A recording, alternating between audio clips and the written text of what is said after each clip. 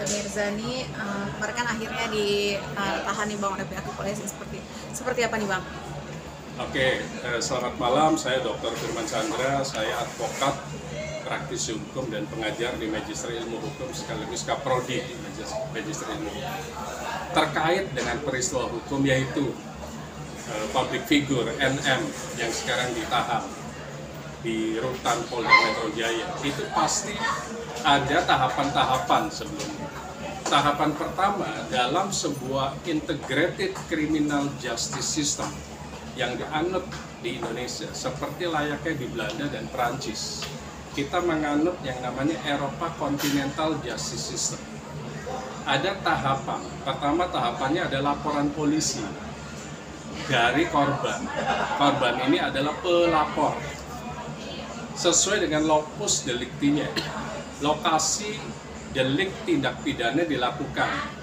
Kalau di Jakarta atau Jakarta Selatan itu boleh melaporkan ke Polres Jakarta Selatan, boleh ke Polda Metro Jaya, dan boleh ke Bareskrim Mabes Polri yang di Trunojoyo.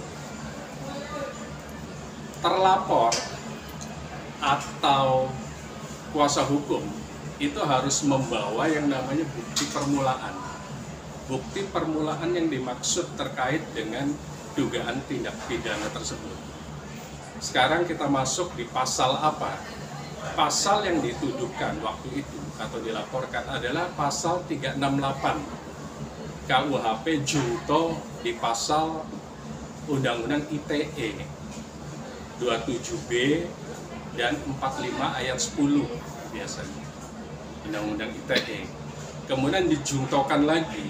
Kenapa ITE? Karena pemerasannya lewat WA dan lain-lain. Kemudian dijungtokan lagi ke pasal tindak pidana pencucian uang. Biasa di pasal 4 tuh, atau pasal 3 PPPU. Ancaman hukuman 368 itu 9 tahun.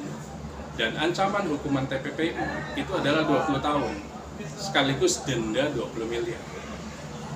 Jadi kalau polisi sudah melakukan sebuah kegiatan interview atau BAP, kemudian memanggil pelapor, memanggil saksi ahli, dan memanggil terlapor, kemudian kepolisian membuat gelar perkara yang dihadiri oleh internal kepolisian tersebut, mulai dari Bitkum, bidang hukum, penyidik yang dimaksud, apakah Kamnek, apakah Harda, Jatanras, dan lain-lain, kira-kira begitu.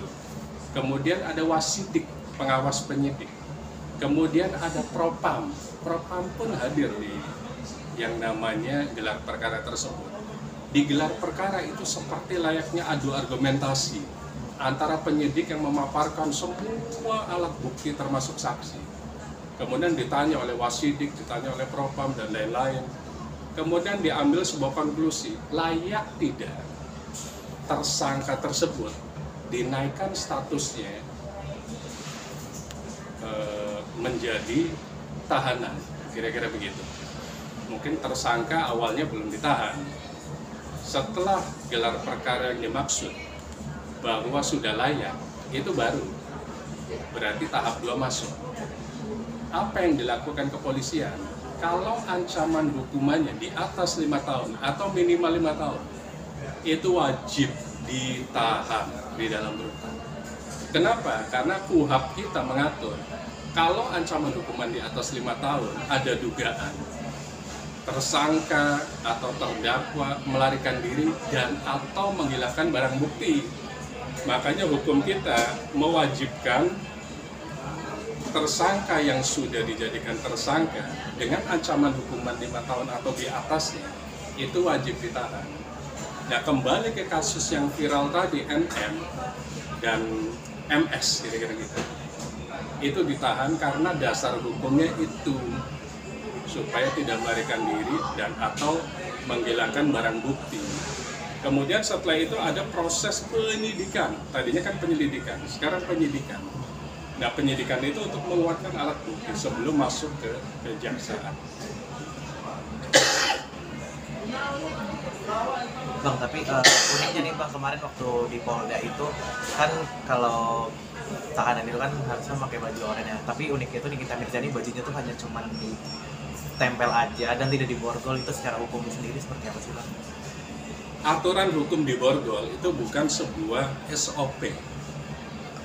Yang penting status dari putusan gelar perkara tadi, kemudian dipublish biasanya lewat press con. Kemudian wajib memakai baju orange, itu wajib. Tapi diborgol atau tidak, itu bukan sebuah kewajiban. Jadi tidak ada keharusan untuk diborgol. Tapi kalau baju orange, mau dia rapikan atau digimanain, itu sah-sah saja. Itu adalah stigma baju orange bahwa terlapor sudah menjadi tersangka dan ditahan di rutan Polda Metro. Tapi kenapa harus ditahannya di tempat yang narkoba gitu Bang? Maksudnya gimana nih, atau cuma buat titipan aja untuk sementara waktu atau seperti apa? Kalau rutan itu namanya rumah tahanan, jadi beda sama lembaga pemasyarakatan lapas. Rutan itu adalah titipan sebelum berproses di pengadilan. Jadi semua tersangka yang ditahan atau terdakwa yang ditahan itu diletakkan di rutan. Kemudian di Polda Metro Jaya ada 2 rutan. Pertama, rutan untuk kriminal umum dan khusus, dan rutan untuk narkotika.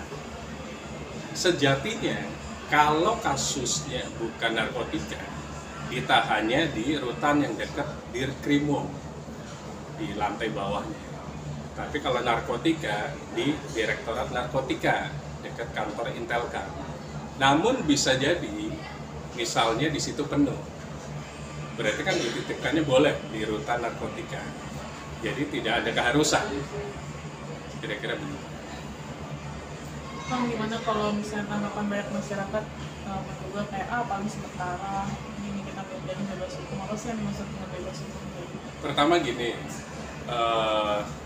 Indonesia adalah negara hukum. Bahasanya adalah Rechtsstaat. Dari presiden sampai buruh itu sama-sama mendapatkan perlakuan hukum yang sama. Tidak ada yang kebal hukum di Indonesia. Siapapun, in the matter of time saja, hanya masalah waktu saja. Mau dia sekuat apapun, katakanlah Jenderal Sambo pun, kalau memang waktunya berakhir, waktunya berakhir. Siapapun, mau menteri, mau gubernur, sehebat apapun, itu pasti kalau masanya berakhir, berakhir. Karena apa? Kita memang negara hukum, tapi jangan dilihat semuanya adalah tajam ke bawah, tumpul ke atas. Tidak semuanya begitu. Beberapa kasus, kenapa Indonesia menganut Eropa kontinental? Ada beberapa kasus yang misalnya kaum buruh, dia ngambil kina, kemudian memang salah, tapi karena lapar, akhirnya pengadilan memutuskan bebas karena lapar. Beda sama orang yang mencuri. Orang yang mencuri uang rakyat itu adalah mencuri harapan.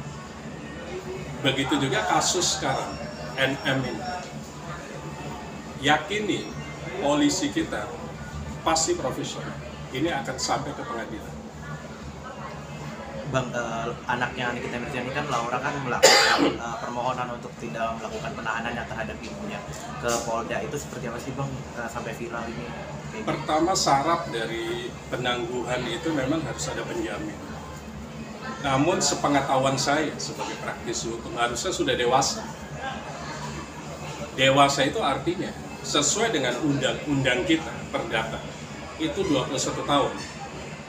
Undang-undang perkawinan nomor 1 tahun 74 itu adalah 19 tahun.